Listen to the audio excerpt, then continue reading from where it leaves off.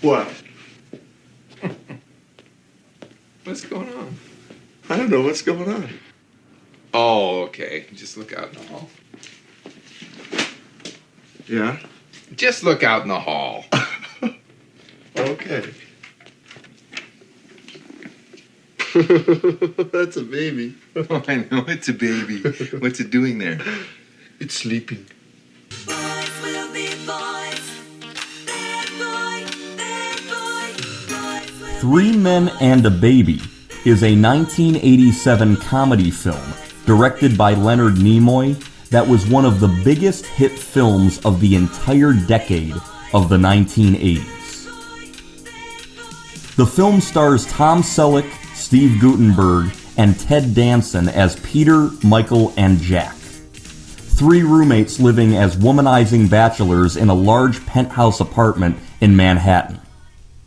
Selleck plays Peter Mitchell, a New York architect. Guttenberg plays Michael Kellum, a cartoonist. And Danson plays Jack Holden, an actor. The three men celebrate Peter's birthday with what might be the most badass birthday party I've ever seen in a movie. Despite being in a relationship with Rebecca, played by actress Margaret Collin, Peter keeps his options open, as the two seem to want to occasionally date other people. Rebecca's looking sexier than ever. Yeah. You two still together? Oh, yeah. Me and Rebecca for 5 years now. Tight as ever. Excuse me. Oh. So, Peter, tell me, are you and Rebecca still exclusive?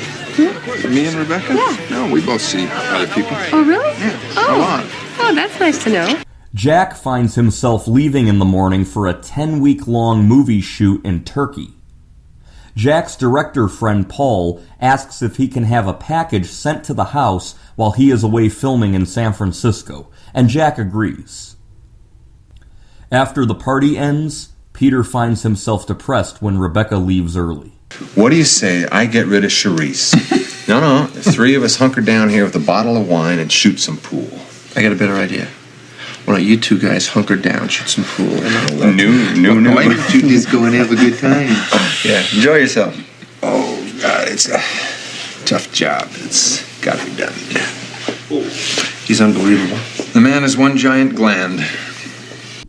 The following morning, during Peter's workout, Jack leaves a phone message from the airport reminding Peter and Michael about the package that will be delivered to their apartment. There's a package going to be delivered today. Some guys will pick it up Thursday before noon. Just put it aside. Don't worry about it. Peter then goes for a run. Upon his return to the apartment, Peter finds a basket with a baby girl in it, left on their doorstep. Dear Jack, here is our baby. Oh, no. I can't handle this now. I don't know where else to turn. Right? Someday I hope you can both forgive me. Unbelievable.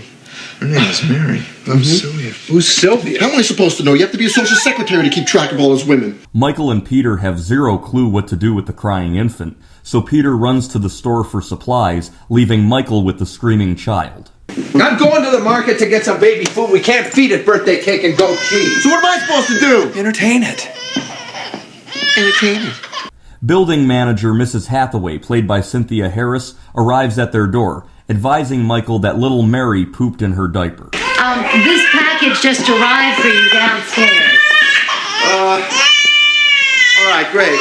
Thanks, Miss Hathaway. Could I hold her for just a minute? Oh, I don't think so. She doesn't really... You do realize she did a doodle.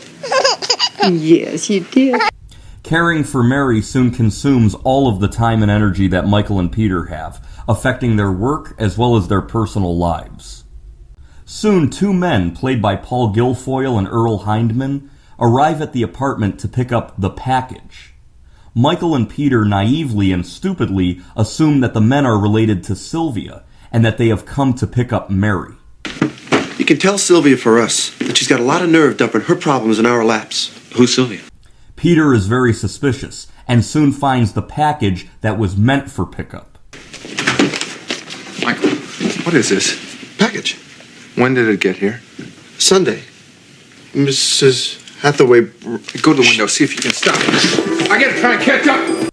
Finding that the package contains heroin, Michael stashes the heroin just as Peter comes face to face with New York narcotics police officer Melkowitz, played by actor Philip Bosco. Yes, she really is heavy, isn't she? She's a good eater. Yeah, it's a good sign. Means she won't grow up to be a nervous adult. While Sergeant Melkowitz walks around the apartment and chats with Peter and Michael, Jack calls from Turkey, further complicating the men's situation. Jack, Michael and I really have to talk to you, but you called us at a bad time. We'll call back later. Oh, wait a minute.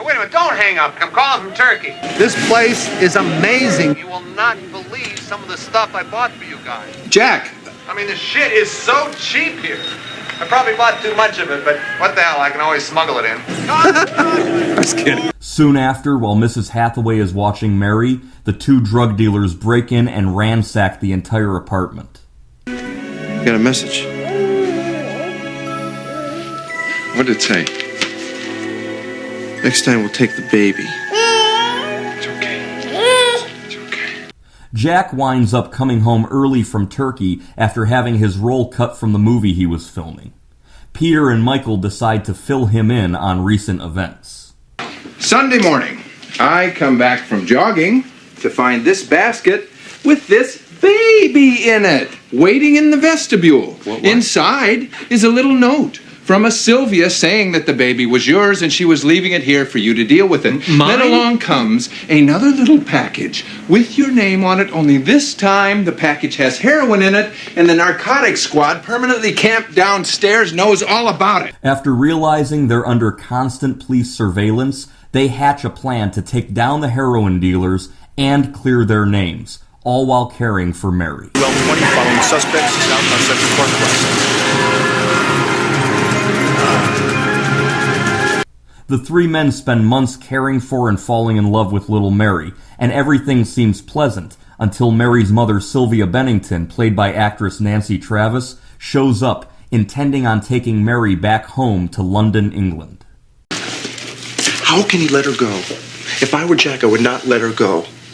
Neither would I, Michael. Neither would I. But he's the father. I don't think he wants her to go. But he just can't admit it.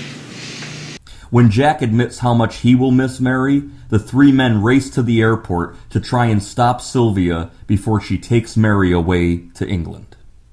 Now, this film was directed by Leonard Nimoy, and it was based off of the 1985 French film Trois Hommes un Coffin, which roughly translated is Three Men in a Cradle. In that French film, the characters are named Pierre, Michel, and Jacques. In America, we took it, we called it Three Men and a Baby, and named the characters Peter, Michael, and Jack. For the role of Peter Mitchell, filmmakers considered many actors, including Chevy Chase, Steve Martin, Robert De Niro, Arnold Schwarzenegger, Bill Murray, Paul Hogan, and Jack Nicholson. For the role of Michael Kellum, actors Tom Hanks, Michael Keaton, John Travolta, Rick Moranis, and Bruce Willis were considered.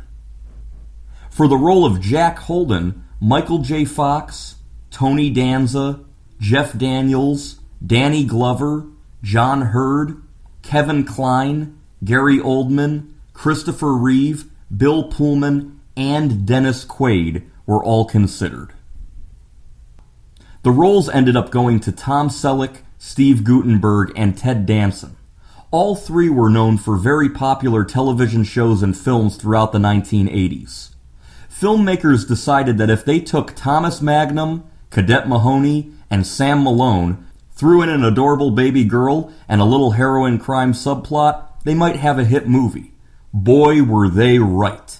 Upon its release on November 25, 1987, Three Men and a Baby grossed a worldwide total of $240 million. This made it the top-grossing movie worldwide of 1987. It was also the highest-grossing remake of a French film in United States box office history. This movie was so huge, then U.S. President Ronald Reagan screened it at Camp David on December 11, 1987. Despite taking place in New York City, most of the movie was filmed in Toronto from April to June of 1987. During the 2-week rehearsal period before filming began, then bachelors Tom Selleck and Steve Guttenberg took the long-married Ted Danson out on the town with them, visiting a few Toronto nightclubs and bars and restaurants, trying to rekindle the feeling of bachelorhood that they had to project in the movie, and trying to get Ted Danson to loosen up for the role. The three men caused a lot of excitement with the public wherever they went out to party. Aren't we three sexy guys? Margaret Collin plays the role of Tom Selleck's non-exclusive girlfriend, Rebecca, in this movie. And this was one of many collaborations between Margaret Collin and Tom Selleck spanning over many decades. Margaret Collin has shown up on both Magnum P.I. and Blue Bloods, both times playing a love interest for Tom Selleck's characters.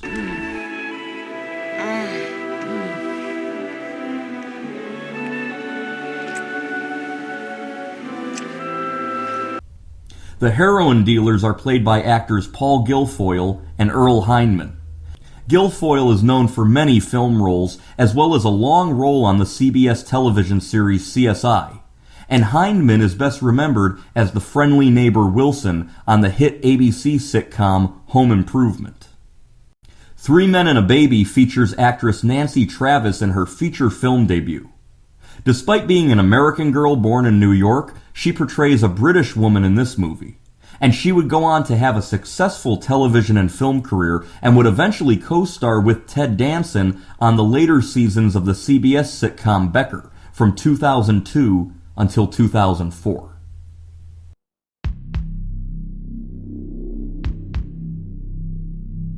This film gave rise to a very creepy urban legend. During the scene where Jack's mother comes to visit Mary, you see what appears to be a little boy standing by the window in the back of the room. The urban legend was that this was the ghost of a 9-year-old boy who had killed himself with a shotgun in the apartment where the movie was filmed. The legend says that you can see the shotgun standing against the wall, as well as the little boy standing behind the curtains. The legend also states that the mother sued the film studios, and eventually she went mad, and she was confined to a mental institution where she has remained ever since. The truth of the matter is that the movie was actually filmed on a soundstage in Toronto, and the ghost is actually a cardboard cutout of Ted Danson in a top hat and a tuxedo.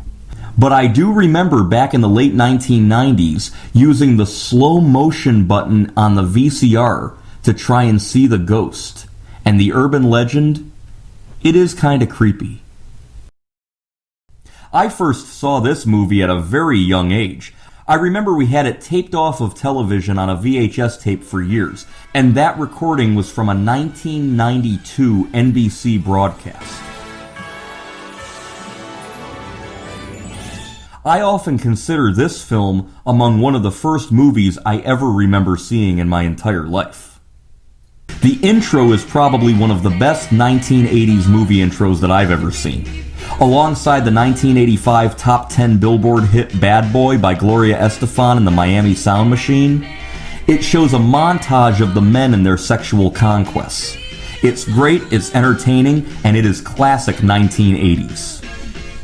Not to mention that the birthday party the guys throw for Tom Selleck's character is also probably one of the coolest looking birthday parties I've ever seen in a movie.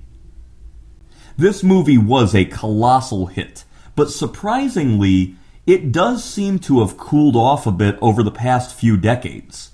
I remember as a kid in the 1990s, there were several 1980s films that were much more popular and talked about than they are today. A good example is the year 1986, 1 year prior to when this movie came out. 1986 had iconic movies like Ferris Bueller's Day Off, Stand By Me, Pretty in Pink. Iconic classic movies, no doubt, they're great. But do you know what movies made way more money than those movies did? Back to School with Rodney Dangerfield. Ruthless People with Bette Midler, Danny DeVito, and Judge Reinhold. Huge hit. Crocodile Dundee. Now, how often do you hear people talk about Stand By Me or Aliens or Ferris Bueller's Day Off? All the time. How often do you hear about Ruthless People or Back to School? Yet they were much, much more popular at the time. 1980s films like When Harry Met Sally, Back to School, Romancing the Stone. You never hear about these movies anymore. And when I was growing up in the 1990s, they were extremely popular. Three Men and a Baby has sort of fallen into that camp. It is a well-known, iconic 1980s film, but it does seem to be less remembered than it was even in the 1990s. This movie is also a bit dated. If the movie happened a few decades later, all they would need to do is send Jack a text message telling him to get his ass back from Turkey and do an internet search on how to take care of Mary. Nevertheless, I love this movie. The acting is great, the film is sweet, the movie doesn't get old. And because it was the #1 movie in the world and it is an iconic 1980s movie, I'll go ahead and give Three Men and a Baby 10 out of 10 stars.